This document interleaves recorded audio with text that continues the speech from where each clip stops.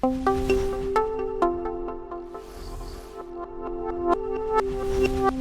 you guys. I'm Emily. That was incredible. How cool are Dylan and Taylor and all of that. I'm pretty blown away by all of that information. But I'm here to switch directions a little bit and talk to you about product development, what that process looks like, and how consumable products can benefit you and your brand. And I'm going to start by telling you a story, just so you can get to know a little bit about me and how it is I ended up here, and hopefully maybe to be inspired by the twists and turns that life can take you on. So let's do this. Let's see if I can work this thing. There we go, other way. So this is my family. I grew up here in Las Vegas, and I had a really interesting upbringing in life, because both of my parents are entrepreneurs. This is our Christmas card from sometime in the 90s, early 2000s. So both my parents are entrepreneurs. As long as I can remember, they have always had their own business, various types of businesses. They never had a 9-to-5, as long as I can remember. So living that kind of lifestyle, it wasn't like they went to work and then came home and dealt with their family. We were entrenched in all of it. They were incredibly hardworking, 24/7, 365, and just working to build their business and their family at the same time. And they had various kinds of businesses, but their specialty was product development. So over the years, they developed every single type of product. At the time they launched their business in the 1990s, they have a product line of over 90 different products. So it's not like they started with 2 products and built from there. When they launched, they had over 90 products, which is absolutely insane to me, because it takes like 2 to 3 months to launch one product, maybe longer nowadays. So they had products that range from nutritional supplements, and not just like boring ones like vitamin E or vitamin D. They had really specialty cool stuff that my dad formulated. So there was one that was like specialized for heart health. They had a really cool energy and weight loss supplement. They had this cool product that was based it was a weight loss product, but it had fiber in it. So the idea was that you took these capsules before you had a high-fat meal, and then all the soluble fiber like soaked up the fat, and you didn't digest it. They had functional foods. At one point, my dad invented this fat-free frozen pizza. It was really good. They marketed some brownies, some fat, not those kind of brownies. They were fat-free brownies. Fat-free was really popular in the 90s, but they marketed it as 80s delicious fat-free brownies, and I grew up on these things. They were delicious. My mom's name is 80. What else did they do? They had a full skincare, hair care, and body care line. At one point, they had a perfume. They've done a little bit of everything, and they had tremendous success. They exported most of their products to South Korea. At one point, they were the largest, or the second largest importer of nutritional supplements for the entire country.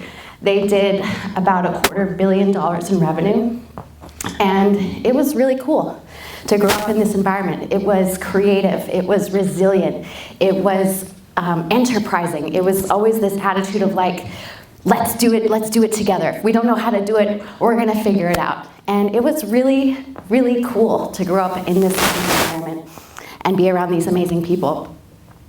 Later on, they had tremendous success, but they weren't done. These crazy entrepreneurs decided that their next project was gonna be to launch a medical device. So my dad invented a toothbrush sanitizer using steam and dry heat technology. It essentially sterilized toothbrushes for home use. And he had it tested in all these fancy laboratories against E. coli and coronavirus, ever heard of it? The flu virus, and they had tremendous success with that, selling that on HSN, QVC, and I got to be a part of that journey. I went to school in UCLA, and then I moved back to Las Vegas. In 2010, I got divorced, had a baby, same year. Don't recommend, 0 out of 10 experience. But I was like putting my life together, figuring out what I wanted to do, and my parents invited me to work with them. So I took over the product development for their business. Oops, this is the wrong way, sorry guys. So I took over the product development, and not only did I continue to manufacture and develop the products they had already created, but I got to do some projects on my own. So one of them was this 4-product skincare line. And what was cool about this was I got to work with 2 of the top cosmetic chemists in the entire industry. Dr. Ron and Dr. Jean DeSalvo developed all of the formulations for Redken and Paul Mitchell and various other brands. So it was really cool. I got to go to LA and work alongside them, and we worked on the formulations, we worked on the performance, we worked on the texture, the fragrances. I sourced all the packaging, the components for everything, and selfishly, I just developed these products to be stuff that I wanted to use myself. And it was a really, really cool project. Another thing that I got to do, this is a cool product I worked alongside my dad with. It's called Jeopardy, and I'm not even really sure where to categorize this product because it kind of does a little bit of everything. It provides cognitive energy, weight management, appetite control, digestive cleansing, and detox. It tastes like delicious pink lemonade, and it has this really bright, really distinctive color. It's like bright pink. It's essentially dragon fruit. And I also selfishly take this product every single day, and I absolutely love it. But this was a really cool project that I got to do alongside with my dad. He had a really specific idea of what he wanted, but we went to different formulators and we worked alongside them to kind of develop the right taste, to try to get the right fiber content, because you didn't want to have too much fiber because it would settle and it wouldn't taste good. And yeah, we developed this product, we marketed it in South Korea, and then again, selfishly, I just like to use this on my own. So that's my story. Later on, 2016, these crazy entrepreneurs invested in this big building by the airport. And I promise you this has a point. So this big building by the airport, they invested in it, they purchased it with their business partner and converted this indoor tennis facility into an indoor soccer center. And there were 2 fields in here.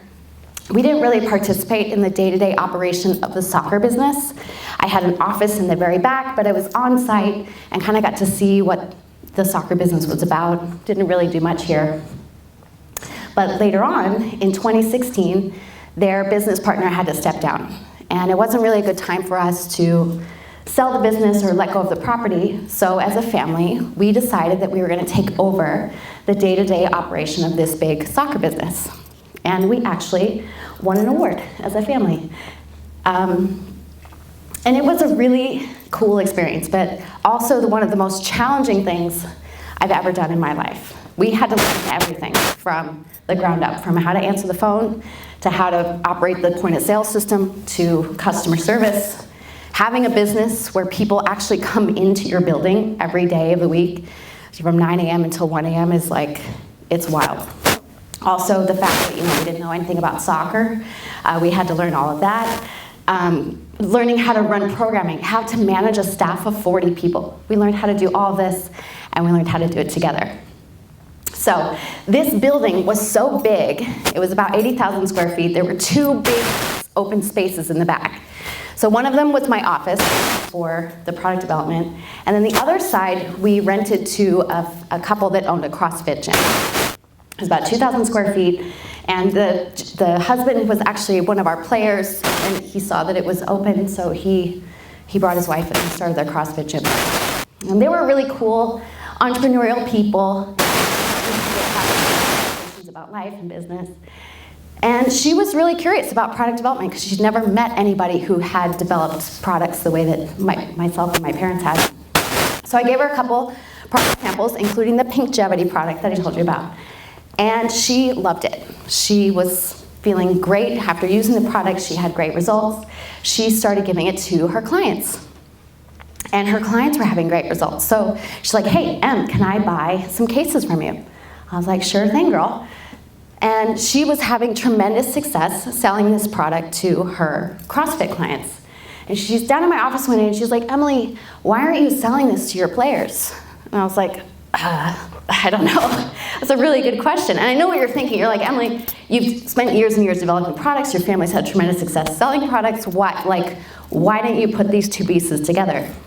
Well, two reasons. One was that I had really only been on the product development side, not so much on the sales side. So I was kind of blind to seeing what was possible there.